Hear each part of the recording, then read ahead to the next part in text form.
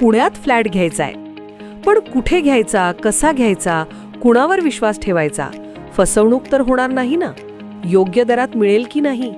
मोठं कन्फ्युजन आहे. चला तर मग सर्व कन्फ्युजन दूर करण्यासाठी संपर्क साधूयात सारंग अहेर यांच्या रेरा रजिस्टर्ड ड्रीमोरा रियालिटीशी. संपर्क सारंग सुधाकर अहेर, ड्रीमोरा रियालिटी. मोबाईल नंबर 82 83 91 91 आणि 62 62 90 910.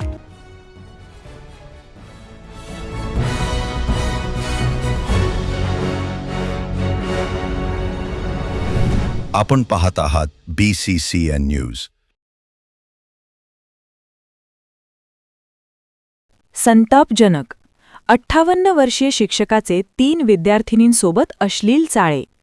पालकांनी शाळेत जाऊन विकृत शिक्षकाला दिला चोप. कारवाईची मागणी. मेहकर तालुक्यातील लोणी गवळी येथील जिल्हा परिषद शाळेतील घटना. सेवानिवृत्तीच्या उंबरठ्यावर असलेल्या एका शिक्षकाने 3 चिमुकल्या विद्यार्थिनींशी अश्लील चाळे केल्याची संतापजनक तसेच शिक्षकी पेशाला काळीमा फासणारी घटना मेहकर तालुक्यातील लोणी गवळी येथे बुधवार दिनांक 8 एप्रिलच्या सकाळी उघडकीस आली आहे. हे प्रकरण समजताच संतप्त ग्रामस्थांनी शाळा गाठून मास्तरला चांगलेच बदळून काढले. येत्या जून महिन्यात हा शिक्षक सेवानिवृत्त होणार होता. महादेव आत्माराम मानतोडे, वय 58 वर्ष, असे या विकृत शिक्षकाचे नाव आहे.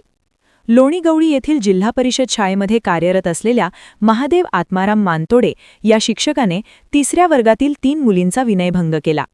मागील काही काळापासून त्याच्या वर्गामध्ये शिकणाऱ्या काही मुलींसोबत हे घाणेरडे कृत्य हा शिक्षक करीत होता. याविषयी कुणाला सांगितल्यास तो जीवे मारण्याच्या धमक्या द्यायचा. यामुळे भयभीत झालेल्या मुलींनी ही घटना कुणाला सांगितली नाही. दरम्यान 8 एप्रिल रोजी या विकृताने 3 मुलींसोबत लैंगिक चाळे केले. त्यांना कपडे उतरायला लावले.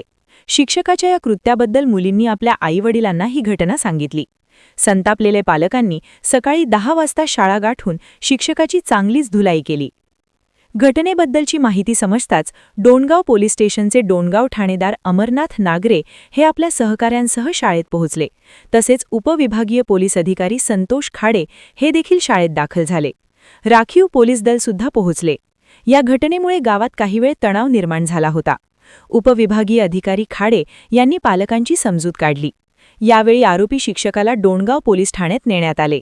या प्रकरणी गुन्हे दाखल करण्याची प्रक्रिया सुरू होती. येत्या जूनमध्ये म्हणजेच 3 महिन्यानंतर हा शिक्षक सेवानिवृत्त होत आहे. निवृत्तीच्या उंबरठ्यावर असतानाच त्याचे काणे कारनामे उघड झाल्याने पालकांनी चांगलाच संताप व्यक्त केला आहे.